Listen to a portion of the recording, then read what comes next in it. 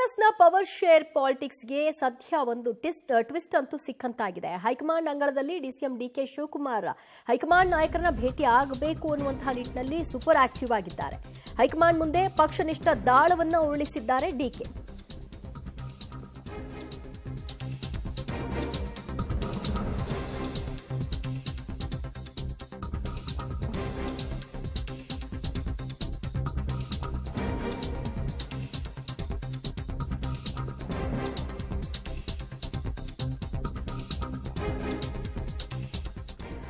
Congress power sharing ಪಾಲಿಟಿಕ್ಸ್ಗೆ big twist ಸಿಕ್ಕಿದೆ. High command ಅಂಗಳದಲ್ಲೇ ಬೀಡು ಬಿಟ್ಟಿರುವ ಡಿಸಿಎಂ ಡಿಕೆ ಶಿವಕುಮಾರ್ ಅವರು ಸೂಪರ್ ಆಕ್ಟಿವ್ ಆಗಿದ್ದಾರೆ.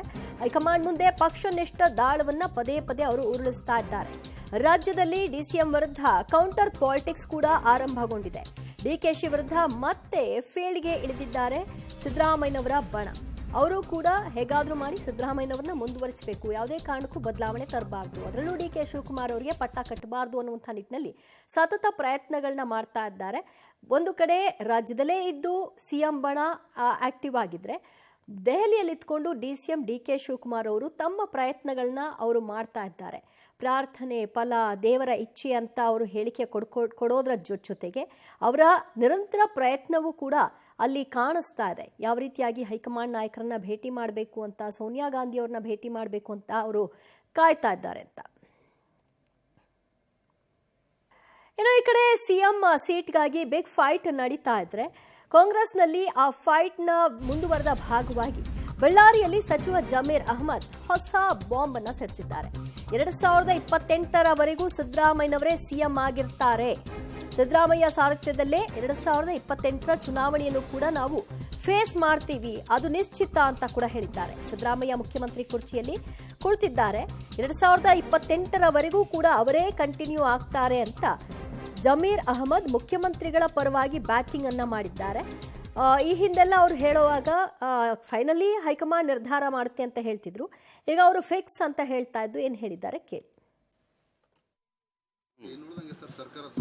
ಏನು ಸರ್ಕಾರದೇನು ಏನು ಸರ್ಕಾರ? ಈಗ ನೆನ್ನೆನೂ ಮಾಧ್ಯಮದಲ್ಲಿ ನಾನು ಹೇಳಿದ್ದೀನಿ. ಈಗ ಮುಖ್ಯಮಂತ್ರಿ ಕುರ್ಚಿಯಲ್ಲಿ ಮನೆ ಸಿದ್ದರಾಮಯ್ಯ ಅವರು ಕೂತಿದ್ದಾರೆ. ಈಗ ಸಿದ್ದರಾಮಯ್ಯಗೆ ಬದಲಾವಣೆ ಮಾಡಬೇಕಾದ್ರೆ ನಮ್ಮಿಂದ ನಿಮ್ಮಿಂದ ನಾಗೇಂದ್ರ ಸಾರಿಂದ ಸಾಧ್ಯ ಇಲ್ಲ, ಹೈಕಮಾಂಡಿಂದ ಮಾತ್ರ ಸಾಧ್ಯ. ನನ್ನ ಅಭಿಪ್ರಾಯ ನಾನು ಹೇಳ್ಕೊಳ್ಬೋದು. ನನ್ನ ಅಭಿಪ್ರಾಯ ಈ 28ವರೆಗೂ ಸಿದ್ದರಾಮಯ್ಯ ಅವರೇ ಮುಖ್ಯಮಂತ್ರಿ ಆಗಿರ್ತಾರಂತ ನನ್ನ ಅಭಿಪ್ರಾಯ. ಆದರೂ ನಮ್ಮ ಪಕ್ಷ ಹೈಕಮಾಂಡ್ ಪಕ್ಷ. ನಾವು ಹೈಕಮಾಂಡ್ ಗೆರೆ ಹಾಕಿದ್ದು ನಾವು ಯಾರೂ ಗೆರೆ ದಾಟಲ್ಲ. ಅವ್ರು ಬದಲಾವಣೆ ಮಾಡಬೇಕಾದ್ರೆ ಹೈಕಮಾಂಡ್ ಮಾಡಬೇಕಾಗಿರೋದು, ನೀವು ಮಾಡೋಕ್ಕಾಗಲ್ಲ. ಈಗ ನಮ್ಮ ನಾಯಕರು ಸಿದ್ದರಾಮಯ್ಯ ಅವ್ರ ನೇತೃತ್ವದಲ್ಲೇ ಹೋಗೋದು.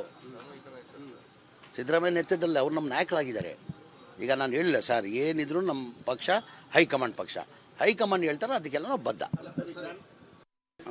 ಅವ್ರ ಕೈಲಿರುವಾಗ ಅವ್ರು ಏನು ಮಾಡಬೇಕು ತೀರ್ಮಾನಕ್ಕೆ ಬದ್ಧ ಅಂತ CM ಹೇಳಿದಾರೆ, ಅವರು ಹೇಳ್ತಾರೆ, ಎಲ್ಲರೂ ಬದ್ಧರಾಗಿರ್ತಾರೆ. It's not a debatable subject. ಇಲ್ಲ, ಏನು nothing is debatable. Rahul Gandhi ಅವರು ಏನೇ ಸೂಚನೆ ಕೊಟ್ಟರೆ ಎಲ್ಲರೂ ಪಾಲಿಸ್ತಾರೆ ಸರ್. ಅವರು ಖರ್ಗೆ ಅವರು ರಾಹುಲ್ ಗಾಂಧಿ ನಮ್ಮ ಹೈಕಮಾಂಡ್ ಅಲ್ವಾ? ಎಸ್ ಹೈಕಮಾಂಡ್ ನಿರ್ದೇಶನ ಏನಿದೆ ಅದಕ್ಕೆ ಎಲ್ಲರೂ ಭಾಗಲೇಬೇಕಲ್ಲ. ಈಗ ಸದ್ಯಕ್ಕೇನು ಡಿಬೇಟಬಲ್ ಇಲ್ಲ. ಮತ್ತಷ್ಟು ಮಾಹಿತಿ ಕೊಡ್ತಾರೆ ನಮ್ಮ ಪ್ರತಿನಿಧಿ ಸುಕೇಶ್. ದೆಹಲಿಯಲ್ಲಿ ಡಿಕೆ ಶಿವಕುಮಾರ್ ಅವರು ಅವರ ಕಸರತ್ನ ಮುಂದುವರೆಸಿದ್ರೆ ಇವರನ್ನ ಉಳಿಸ್ಕೊಳ್ಬೇಕು ಅನ್ನುವಂತಹ ನಿಟ್ಟಿನಲ್ಲಿ ಸ್ಟೇಟ್ಮೆಂಟ್ಗಳು ರಾಜ್ಯದಲ್ಲಿ ಹಲವು ನಾಯಕರು ಸಿದ್ದರಾಮಯ್ಯನವರ ಪರವಾಗಿ ಆಡ್ತಾ ಇದ್ದಾರೆ. ಸದ್ಯ ಡಿಕೆ ಶಿವಕುಮಾರ್ ಅವರು ಯಾವ ಸ್ಟ್ರಾಟಜಿಯನ್ನ ಪ್ಲೇ ಮಾಡ್ತಿದ್ದಾರೆ? ಡಿಕೆ ಶಿವಕುಮಾರ್ ಸಹಜವಾಗಿ ಪಕ್ಷದ ಹೈಕಮಾಂಡ್ ನಿಷ್ಠೆ ಪಕ್ಷನಿಷ್ಠೆ ಈ ಕಾರ್ಡ್ಗಳನ್ನೇ ಪ್ಲೇ ಮಾಡಿದೆ. ಯಾಕಂದರೆ ಸೋನಿಯಾ ಗಾಂಧಿ ಅವರ ಜೊತೆಗೆ ಇರುವಂಥ ಆತ್ಮೀಯತೆ, ಹಾಗಾಗಿ ಅಲ್ಲೇ ಕಾರ್ಡ್ ಪ್ಲೇ ಮಾಡಬೇಕು ಅಂತ ಲೆಕ್ಕಾಚಾರದಲ್ಲಿ ಇವತ್ತು ಭೇಟಿ ಮಾಡದಂತೆ ಇತ್ತು. ಹಾಗಾಗಿ ಅಲ್ಲಿ ಸಿಕ್ಕಿರುವಂಥ ಭರವಸೆ ಒಂದು ರೀತಿಯಲ್ಲಿ ಡಿಕೆ ಶಿವಕುಮಾರ್ ಅವರಿಗೆ ಹೈಕಮಾಂಡ್ ಕರೆದು ಮಾತನಾಡಬಹುದು ಅನ್ನುವಂಥ ಭರವಸೆ. ಆ ಲೆಕ್ಕಾಚಾರದಲ್ಲಿ ಅವರು ವಾಪಸ್ ಬೆಂಗಳೂರು ಫ್ಲೈಟ್ ಹತ್ತಿದ್ದಾರೆ ಅನ್ನುವಂಥ ಮಾಹಿತಿ ಬರ್ತಾ ಇರುವಂಥದ್ದು. ಆದರೆ ಸಹಜವಾಗಿಯೇ ಯಾವಾಗ 2.5 ವರ್ಷದ ಪವರ್ ಶೇರಿಂಗ್ನ ಮಾತುಗಳು ಬಂತು, ಯಾವಾಗೆಲ್ಲ ಅಧಿಕಾರ ಹಂಚಿಕೆಯ ವಿಚಾರ ಪ್ರಸ್ತಾಪ ಆಯಿತು, ಯಾವಾಗ ಕೊಟ್ಟು ಮಾತ್ರ ಉಳಿಸ್ಕೊಳ್ಬೇಕು ಅನ್ನುವಂಥ ವಿಚಾರ ಪ್ರಸ್ತಾಪ ಆಯಿತು, ಆಗೆಲ್ಲ CM ಬಣದಿಂದಲೂ ಅಷ್ಟೇ ದೊಡ್ಡ ಪ್ರಮಾಣದ ಪ್ರತಿಕ್ರಿಯೆಗಳು ಕೂಡ ವ್ಯಕ್ತ ಆದಂಥ ಘಟನೆಗಳು ನಡೆದಿತ್ತು. ಸಚಿವರುಗಳು ಮಾತಾಡೋದು, ಜಮೀರ್ ಅವರು ಇರ್ಬೋದು, ಅವಾಗ ಸಚಿವರಾಗಿದ್ದಂಥ ರಾಜಣ್ಣ ಅವರು ಇರ್ಬೋದು, ಸತೀಶ್ ಜಾರಕಿಹೊಳಿ ಇರ್ಬೋದು, ಮಾದೇವಪ್ಪ ಇರ್ಬೋದು, ಅಥವಾ ಡಾಕ್ಟರ್ ಜಿ ಪರಮೇಶ್ವರ್ ಇರ್ಬೋದು, ಇವರೆಲ್ಲರೂ ಕೂಡ ಮಾತನಾಡಿದಂಥದ್ದು, ಕೌಂಟರ್ ಮಾಡಿದಂಥದ್ದು, ಪೂರ್ಣಾವಧಿ CM ಕಾರ್ಡನ್ನು ಕ್ಲೈಮ್ ಮಾಡಿದಂಥದ್ದು ಕೂಡ ಇತ್ತು. ಈಗಲೂ ಕೂಡ ಒಂದು ಹಂತದಲ್ಲಿ ಇವರ ಪ್ರಯತ್ನವರು ಮಾಡಿ ವಾಪಸ್ ಹೊರಡುವ ಸಂದರ್ಭದಲ್ಲಿ ಜಮೀರ್ ಅಹ್ಮದ್ ಖಾನ್ ಅವರು ಕೂಡ ವಿಚಾರವನ್ನು ಪ್ರಸ್ತಾಪ ಮಾಡಿ 28ಕ್ಕೆ ಸಿದ್ದರಾಮಯ್ಯ ಅವರದೇ ನಾಯಕತ್ವ ಅನ್ನುವಂಥ ವಿಚಾರವನ್ನು ಹೇಳಿದ್ದಾರೆ. ಅಂದರೆ ಹೈಕಮಾಂಡ್ ಏನು ತೀರ್ಮಾನ ಮಾಡುತ್ತೆ, ಯಾವಾಗ ತೀರ್ಮಾನ ಕೈಗೊಳ್ಳುತ್ತೆ ಅನ್ನುವಂಥದ್ದು ಆನಂತರದ ವಿಚಾರ. ಆದರೆ ಕ್ರಿಯೆ ಮತ್ತು ಪ್ರತಿಕ್ರಿಯೆಗಳು ಅಥವಾ ಒಂದು ಹೇಳಿಕೆಗೆ ಕೌಂಟರ್ ಹೇಳಿಕೆಗಳು ಇವೆಲ್ಲವೂ ಕೂಡ ಮತ್ತೆ ಸದ್ಯಕ್ಕೆ ತಣ್ಣಗಾಗುವ ಲಕ್ಷಣಗಳು ಕಾಣಿಸ್ತಾ ಇಲ್ಲ. ಒಂದು ಹೈಕಮಾಂಡ್ ಇಬ್ಬರನ್ನ ಕೂರಿಸಿ ಮಾತನಾಡಿ ಒಂದು ಸೆಟರೇಟ್ ಮಾಡುವಂಥದ್ದು ಅಥವಾ ಇಬ್ಬರಿಗೊಂದು ಸಮಾಧಾನವಾಗುವ ರೀತಿಯಲ್ಲಿ ಏನಾದರೂ ಒಂದು ವಿಚಾರವನ್ನು ತಿಳಿಸುವವರೆಗೂ ಬಹುಶಃ ಇದು ಯಥಾವತ್ತವಾಗಿ ಮುಂದುವರುವಂಥ ಲಕ್ಷಣಗಳೇ ಜಾಸ್ತಿ ಕಾಣಿಸ್ತಾ ಇದೆ. ದಿವ್ಯಜ್ಯೋತಿ. ಥ್ಯಾಂಕ್ ಯು ಸುಖೇಶ್ ನಿಮ್ಮೆಲ್ಲ ಮಾಹಿತಿಗೆ.